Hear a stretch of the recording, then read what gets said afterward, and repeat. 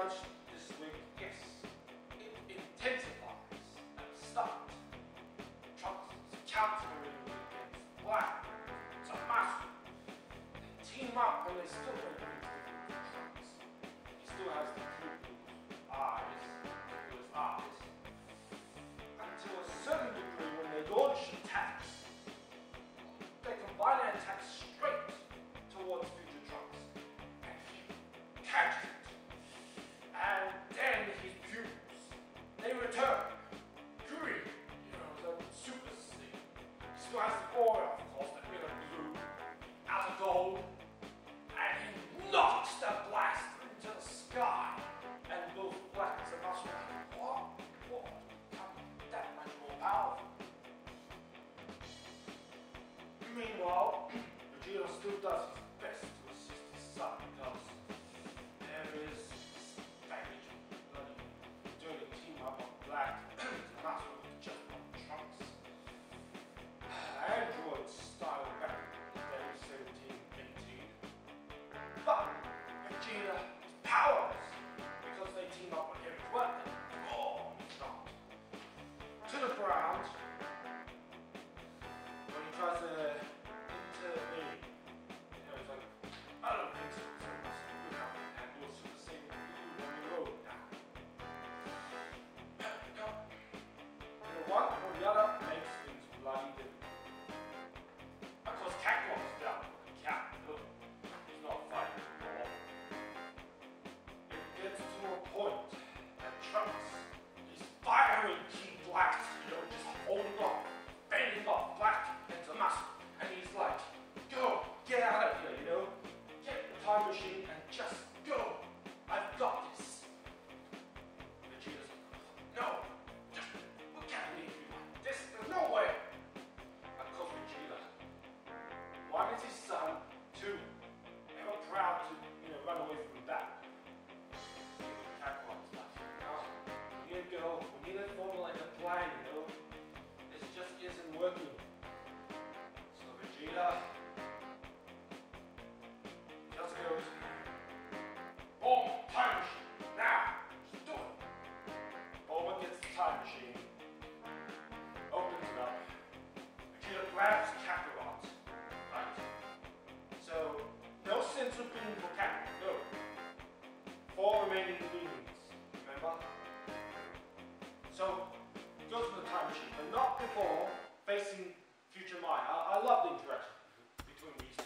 They're both former bad guys. So it's like, Trunks by says to me, here. I'll look after Trunks, don't worry.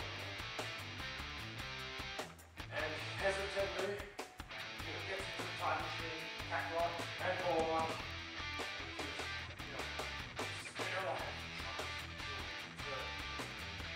Black. Fires a blast. It's like, no, I don't think so.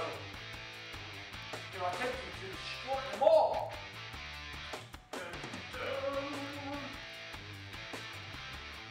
However, Trunks goes, I don't think so. He counts the blast, cancels out the blast, and there's a bit of a shockwave. But Vegeta, Bulma, and Kakarot were able to escape. Ha-ha! And then Trunks fixing Black with a muscle. I know. Okay, let's fix this. And we cut back to them, to Trunks, get by, all the kids. Here's Whisker there, anticipating for our heroes to return. Time machine comes back. Vegeta's out from the loop and Bulma's out the loop and of course Kakarot's out of the Vegeta first thing he does, he chucks Kakarot to the ground and Kakarot, that hurts. Vegeta, could be nicer, So they put Kakarot into a rejuvenation kind of bed, kind of chamber, So that pretty much stitches up his wounds and all that, And Bulma, she was delivered at birth. She went to birth. He's like, you are a rotten liar. You know that? And Beers was pretending, no, I don't care, you know. And Beers was on the verge of smacking, Bulma was on the verge of smacking Beers. But Vegeta's like, Bulma, stop it. We came back here, you know, to formulate a plan, you know. Don't waste the precious time that Trunks has given us, alright? So, yeah. But Bulma, she kind of pissed me off. Of course, kind of pissed Vegeta off in this episode, and yeah, I'll get to that in a minute. So Vegeta, he's contemplating, must be a way to fix those how. And I love it. He just goes, it's like, he walks off, and Kid Trunks is like looking at him, and it's like, don't follow me. I need to be alone to think. Vegeta's going around the block, and he's pretty much just trying to contemplate, you know, refuses to give up, you know, pride for his, you know, future son's sake. Must be a way, but how? In the meantime, we have like some filler, Chi-Chi, and you know, Goten. Kid Trunks gets Goten and fills up, oh, you know, your father, he's hurt and all that. And everyone is filled with what's going on. There's Gohan, there's Piccolo, there's Krillin. Almost the whole gang is there, you could say. At the same time, Bulma's talking and she's like Chi-Chi, and Chi-Chi's like freaking out. It's like, what's been going on? And she's been out of the loop for so long, and yeah, Bulma's like, you know, if anyone's going to defeat, you know, Black or whatever, those two, it'll be, you know, Sun Khan. You know, it'll be Goku, you know, her best friend. No. Vegeta's just listening, you know, walking and he's so,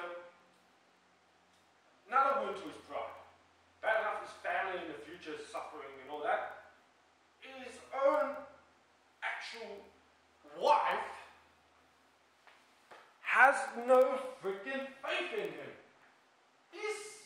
Someone needs to make a meme out of this. You know, seriously, I'm not one for memes usually, but this one, his own future alternate wife had more faith in him than his like actual present wife, because his future wife actually, you know, went to Trunks like, you're gonna go back to the past and you're gonna, you know, get Vegeta and Goku and bring him to the future so, you know, they can help us with this mess. You know? The future one did not mention just Kakarot, but Vegeta as well. But no, here's Bulma, present Bulma, just going, no, Sun Khan, you know, Goku, he's gonna, you know, do it somehow. Hello? Who's the one who came back freaking standing? Vegeta this time, and who's the one out of commission this time? Kakarot.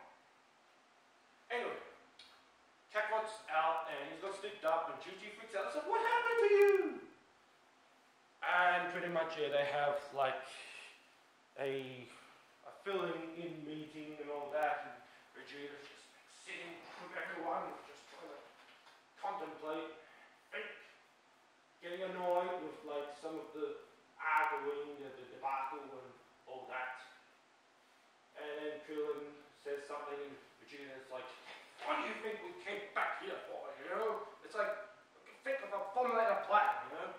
Bones like, Vegeta, calm down, you know. Vegeta sits down, and then it's like, immortal. Zamasu's immortal. How are you going to defeat an immortal being? And then that's when Piccolo comes with the idea, does anyone here remember the Mafuba containment wave technique? And there's this awesome flashback of King Piccolo, his father, well, you know, Piccolo reincarnated version, you know. Like, the evil King Piccolo, if you've seen Dragon Ball. Master Roshi tried to instill him into the thing, and it's a risky bloody technique because it drains the life energy of the user, and it potentially can die. In fact, Roshi, that's how he died back there. So So Piccolo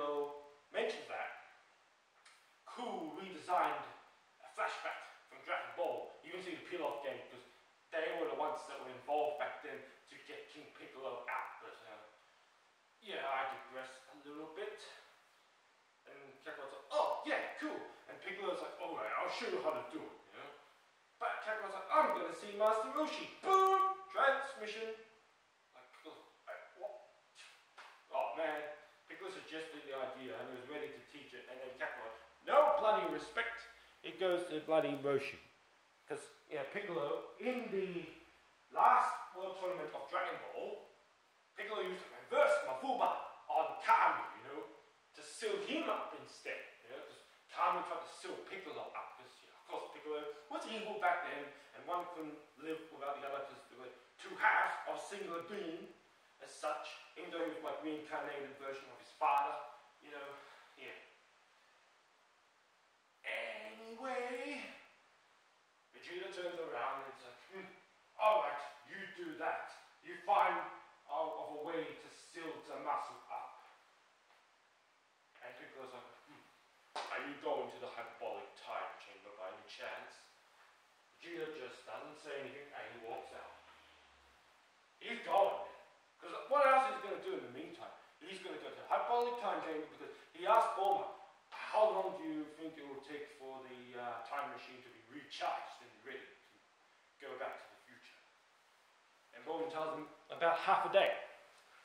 Alright, half a day. So Vegeta is going to go to the hyperbolic time chamber, become somewhat stronger for half a day that they have. Meanwhile, Kakarot goes to Master Roshi. Roshi's like, oh yes, I can teach you, but it's very dangerous. And he's like, nah, we need it, And so he explains briefly the situation, and then, guess who the practice target is? 1, 2, 3, 4, 5.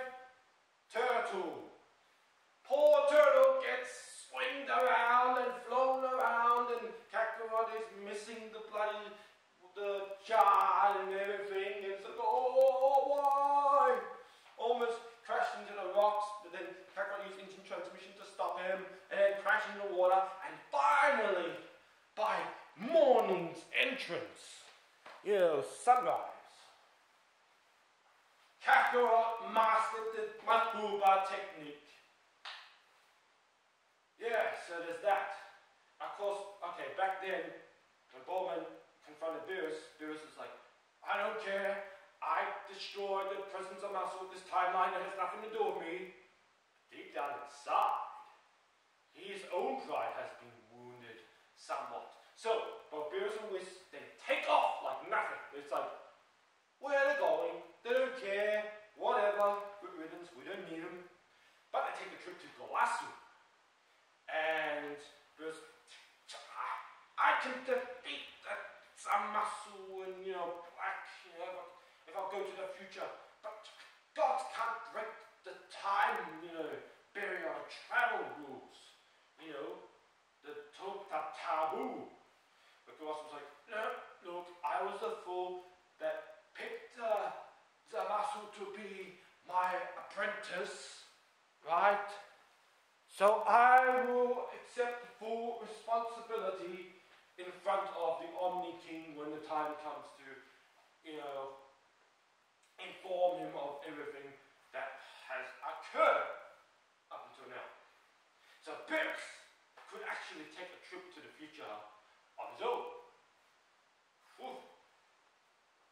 With that, Whis, of course, would accompany him. And either Supreme Kai, because we've seen him in this arc, when they confronted Zamasu, he was present, or Golasu himself. And what would the Kais bring along with them? None other than the pair of Patara earrings. Some people are saying, Gogeta, he's going to make an official canon appearance. And it's like, Toriyama doesn't use things from the movies. The movies were non-canon, right? But who definitely is canon. Vegito! So let's go forward. Okay. If you've seen the previous videos, you may know some of these potential spoilers. But if you haven't, fair warning. So that was pretty much the end of the episode with Beerus. You know that. Next week, they return once again to the future. Vegeta, Kakarot, and of course, Bulma.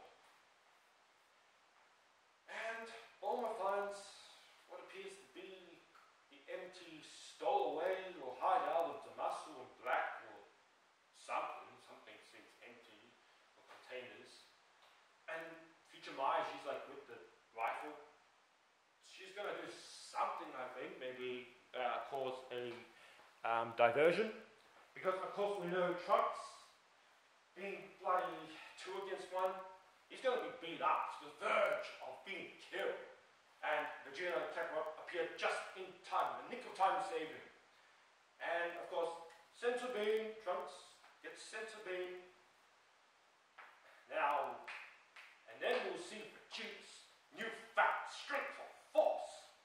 Because he sees his son on the verge of death, and he's training. Half a day, whatever, mind you, equals 6 months in a hyperbolic time chamber. It's on, Vegeta's curtain rise, curtain call. So he takes on Black, well, Kakarot of course, doing his own training with the Mafuba. He's going to attempt to seal Zamasu. Now come the potential spoilers.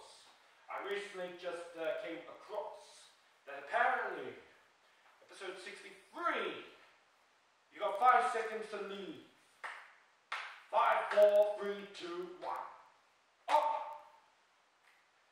Somehow, Black is going to break or destroy something. Not only the time machine, but the Mafuba jar as well. It's gonna do something. I don't know, while Kakarot's on the verge of trying to seal Zamasu up. Black intervenes, has an opening, even though Vegeta is attacking him. And what's awesome is, I don't know what exactly is going to take place, but Trunks does not just only perform the final flash. No! Next week, the debut of his Gallon Gun! Yes! If you want to convince Vegeta is also a mentor to future Trunks now, then there you go. 2 mentors, future Gohan and Vegeta. Oh, love it. I digress a little. So yeah, that's what's gonna happen. Maybe Zamasu was like, oh, he's powerless, you know, he's gonna be trapped. Boom! Black causes damage. But Trunks has a method. He's gonna do something where he repairs the jar. So at least that's gonna be saved. The time machine, oh my god. What? There's no escape this time. If that gets completely destroyed or whatever, it's a do or die situation now. And perhaps that's where Beerus would come in. They have, you know, with the time rings, that's how they're going to travel. They don't need a time machine. Beerus, Gowasu. I think Gowasu would be more inclined to go because he's the only one who can use the time ring. Beerus is not permitted to use it or any, like that. Only a Kai can use the time ring. So Gowasu will go and he'll have a pair of Patara earrings, or yeah, he has a pair of Patara, I think, on both ears. Yeah. Anyway, so that's what's gonna happen. Potentially not next week's episode. The week after that, Black Muscle will be born out of sheer desperation or something. Maybe from the interference of Beerus. Beerus is smacking down those two, but they fuse. And because they fuse, maybe even Beerus, for the first time, we could see him get a pounding. Because they're, you know, yeah. Anyway, after that, combine Vegeta's pride, Kakarot's anger, Trunks' wish. As I said, 3-way fusion, if they take a page from Dragon Ball Fusion game, or via Patara earrings, Vegeta and Kakarot will become Vegito once again. Which I don't mind. I like Vegeta because he has a lot of presence of Vegeta. I mean, heck, he says, you know, Vegeta and Kakarot have, you know, united. Kakarot, he says. Not Goku. Not like Gogeta. Gogeta's more of Kakarot than he is of Vegeta. Vegeta? No. Don't know if it was as a result because Vegeta he put the potato earrings last, and that's why, or that's just the way it is. We'll have to see when Zamasu and Black fuse who is going to put the earrings, switch the earrings last, I would think Black. We'll see more of Black. The Black muscle will be more Kakarot Black, I would say. So we have Vegito. Still technically a Vegeta versus evil Kakarot, whatever, battle, fight. Yeah. And as always, the new Namek, future new Namek, they could go to Trunks' wish. Maybe he goes there, someone takes him there, one of the Kais or whatever, Whis, perhaps. And they use the Dragon Balls to restore everything. That could happen. Or, when they get back, somehow, back to the present, Majin Buu could absorb them, while Vegeta has the barrier up, release the barrier inside Majin Buu's body. Boom! There! Vegeta and Kakarot, there. They're separated. I think the wish would be more likely, because that's how the Kais, that's what they did. Supreme Kai and Kabuto, they used to be Kabuto Kai, if you've seen the end of Z, and GT, they stayed fused. So Dragon Ball Super is where this concept came about. Everything happens for a reason, a purpose. Everything is done for a reason. Toriyama always has something in mind. He's a freak of a genius, even though he doesn't try to be, because he's more comic-based, Not so much into the serious aspect. For this episode, fighting at the start was alright, but then just fill out with Chi-Chi and all that. I don't know if we really need it. Of course, it had to be filled in, but couldn't that just kind of happen off screen? It just seemed like they tried to drag things on for a bit too long. That's expected. Episode, I'd give 6 to 7 out of 10, I'd say. Anyway, I believe that's enough for this week. So please, like, rate, comment, and by all means, subscribe. And I will definitely see you next week for the next review. Catch you later.